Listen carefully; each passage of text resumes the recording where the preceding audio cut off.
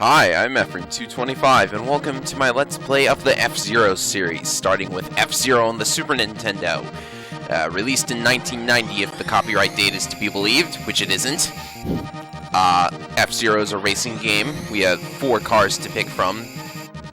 Unfortunately, since there are 3 leagues and 4 cars, one of the cars is going to be sitting us out the entire LP. Sorry, Golden Fox. Now, the first set of courses is called the Night League. For this league, I'm going to use the Blue Falcon. Traditionally, the Blue Falcon is your sort of archetypical Mario-type character. It's got good everything, but it doesn't specialize at all.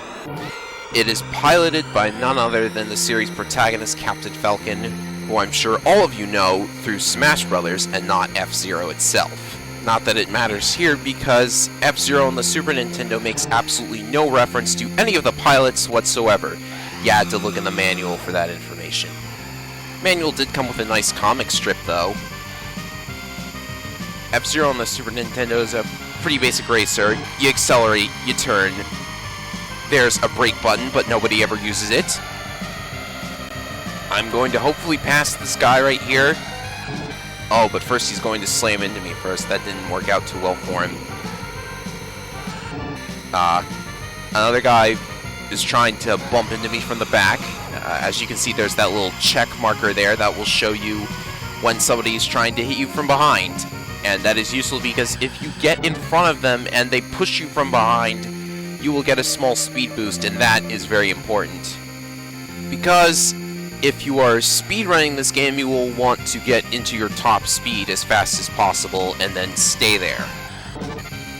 You can see I am actually going to describe the game obstacles now. What I just ran into is a jump plate. There's a couple of these in the game, not nearly enough for me because I love jumping. Because, you know, this is a 3D game, kinda. Got that little Mode 7 graphic effect for the course itself. And finally, you notice that those little 3 S's down in the bottom right, those are my boosts. You get 1 boost per lap, as shown by one of the little S's turning green, and when one of them turns yellow, I use it.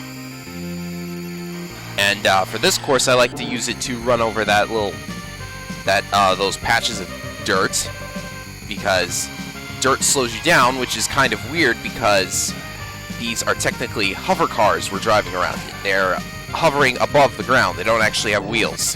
So why does dirt slow you down? Doesn't make much sense, but maybe it's a gameplay thing, because, you know, if we really were able to, like, fly around freely, we would just, like, run in circles around the finish line. That isn't too fun. You can see that we took first place. Not very difficult because Mute City is the easiest course in the game. Next up is Big Blue, which, according to the manual, and all other sorts of F-Zero lore out there, Big Blue is a planet that is covered with 99% water, and the course apparently is the 1% of land. But it has a rockin' themed song, so we don't really pay attention. Then again, if this is 99% water, what's with those little islands in the background there? Worrying about lore. So it's interesting to note that even though there's... you notice that the first course was called Mute City 1, there are in fact 3 Mute City courses. And there's only 1 Big Blue course in this game. So it kind of leads me to wonder why Big Blue and Mute City are sort of the most popular F-Zero courses out there, because there are literally 2 stages in Super Smash Bros. Melee based on these courses. But I guess it's because the music is cool. I really like F-Zero's soundtrack.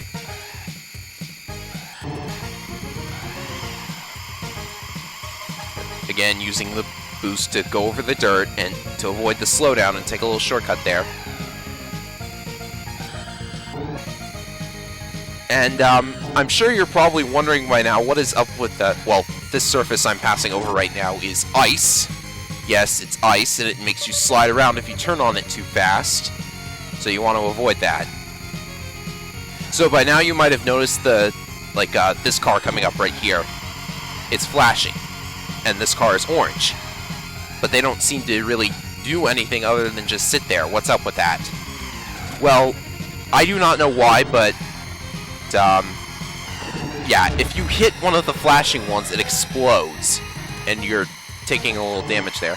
I do not know why those cars are there, the orange ones and the exploding ones. Like, that's kind of, what are they, supposed to be additional racers? I mean, there's like technically there's 15 cars in the race right now, but I hardly ever fall below 10th place, so we never see them.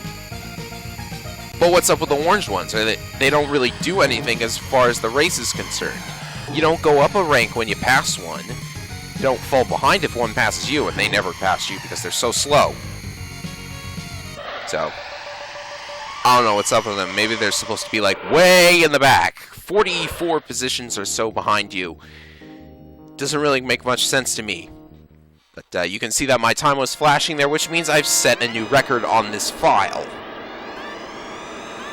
I still have my old Super Nintendo cartridge with all of my best times. Sadly, they are not all world records. I wish they were, though. So, the third course is called Sand Ocean. Obviously, because it's a desert. But, gosh darn it. The biggest problem on Expert mode is that the cars just, the computer cars just love smashing into you. And, you've noticed the power meter by now. If we run out of power, we explode. But that only applies to the player's car. It doesn't hurt the computers at all. You can't kill the computer's cars, which is pretty stupid if you ask me. In later F-Zero games, they let you destroy the computer's cars, and that is just so much fun. I love doing it. But in this game, you can't blow up their cars, and it wouldn't even matter anyways. So let's see if we can get back into third place here. Of course, if I could mess up. And as we enter the third lap and narrowly avoid another of those stupid exploding cars, I should mention that the car that I'm not going to be using for this LP is the Golden Fox, which is currently sitting in first place and is going to sit in first place for a majority of the races because that's how the AI works. When the player uses the Golden Fox, it's a horrible car. It can't take very much damage without exploding. Its acceleration and turning is good, but it has horrible speed. So no, I ain't using it. Of course, when the computer uses it, it's a god amongst cars. Sort of a little quirk that they transferred over from Super Mario Kart, if anybody's ever seen that game's artificial intelligence. Now you notice that my rank appears to be flashing yellow, and this is one of the Super Nintendo version's annoying features. You notice that little number under the word safe in the upper left? Well, if I finish the current lap in a rank under that number, I immediately lose the race. It is a horrible feature, and as you're going to notice when we go into the final lap, it changes to 3, meaning that you need to get at least third place in every race. It does not matter whether you're third or second or first, whether you advance or not, depends entirely upon, did you get third place or better? No, you lose. Sorry. And it's a really horrible feature, like, the other Nintendo racing game, Super Mario Kart, did it in, like, the early installments before they just stopped doing it. And I think they stopped doing it in F-Zero as well. Yeah, they stopped doing it in the next game, in fact, so... Stupid exploding cars, those are the bane of my existence in this game. I just barely lose out on second place, but it's okay. Because as long as you're in third, you advance. And oh my god, do I have a mouthful about the fourth course for once. Apparently in Japan, 4 is death, so that is why the fourth course is Death Wind. And you notice that the track appears to be slanted, yet I'm going straight. This is because of Death Wind's little gimmick.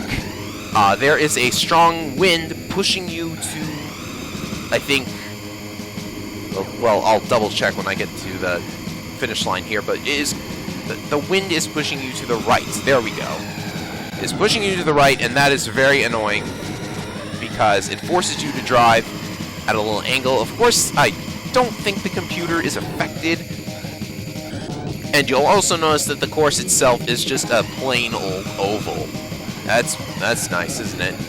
Now, that little panel that I failed to hit is called a dash plate.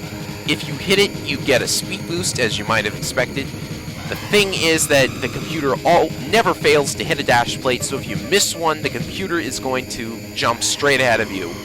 This is what made Master Mode impossible for me to play, because if you beat a league on Expert Mode, you unlock Master Mode for that league. Master Mode is a difficulty level in which the computer flat out cheats, and I found it next to impossible to do Deathwind on Master Mode, so that is why I am on Expert Mode for this Let's Play. And as we pull into the second to last lap, I'm using the boost to get over the dirt area, of course, as always. Now you might notice the little path off to the left there. There is, in fact, a second Deathwind course, and a thing that a few of the courses do is that if there's like 2 courses set on the same planet, I guess, this is a planet, if there's 2 courses on the same planet, there will usually be a sealed off path off to the side. That path will get used in Stupid Exploding Car. That path will get used in the second iteration of the course. So when Deathwind 2 comes around, we will be seeing what is up with that other path. It will be very fun. No, it won't. Deathwind is not fun. Unfortunately for you guys, Deathwind 2 is part of the King League, which is the third and final set of courses. So you'll have to wait patiently for my eternal suffering. But it's time for the final course. Silence! I guess they were going for ironic naming because the first course was called Mute City, and this course is called Silence, but neither of them are quiet at all when there's an F-Zero race in progress. And I missed the jump lane, which means I'm going to run over the dirt. That's annoying. What's also annoying is that Silence has a bunch of 90-degree angles right here. It makes it difficult to find the ideal spot to boost, but, you know, I guess I could get through without boosting at all. And, I haven't told you what that was. That was the pit area. It'll restore some of your power. A very, very small amount of power, I might add. Not nearly enough. But, again, as I said, the sequels will fix nearly all of the problems that we see in this first game, including that stupid little "you must be in third or higher to continue" gimmick thing. So, the reason it's called Silence is that according to one of the future F-Zero games, Silence is a planet with absolutely no inhabitants whatsoever. And I can see why. I wouldn't want to live on a planet with volcanoes and purple ground, apparently. Purple ground? Yeah, that's what the purple is supposed to be. We're like, the courses in F-Zero are actually suspended like 30,000 feet in the air or something, I don't know. Because like if you go back to Mute City, you'll notice all of that traffic in the background.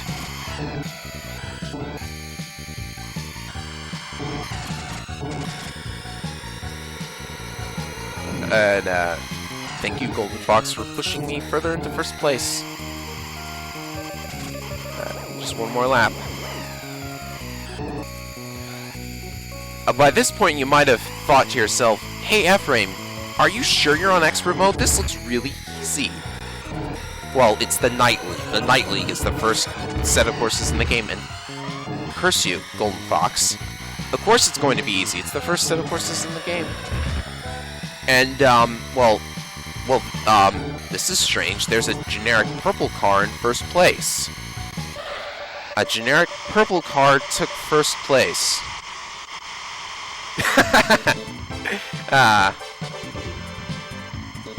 well, that's the end. The game is going to show me my times, and then that will be the end. It takes you to the records screen where you can view all of the records after this little quote-unquote ending. It's not much of an ending. But hey, that's F-Zero, I guess. So that was the Night League, and on our next episode we'll take on the Queen League, which is sort of easing you into the more difficult parts of F-Zero, and believe me, F-Zero's difficult when it wants to be.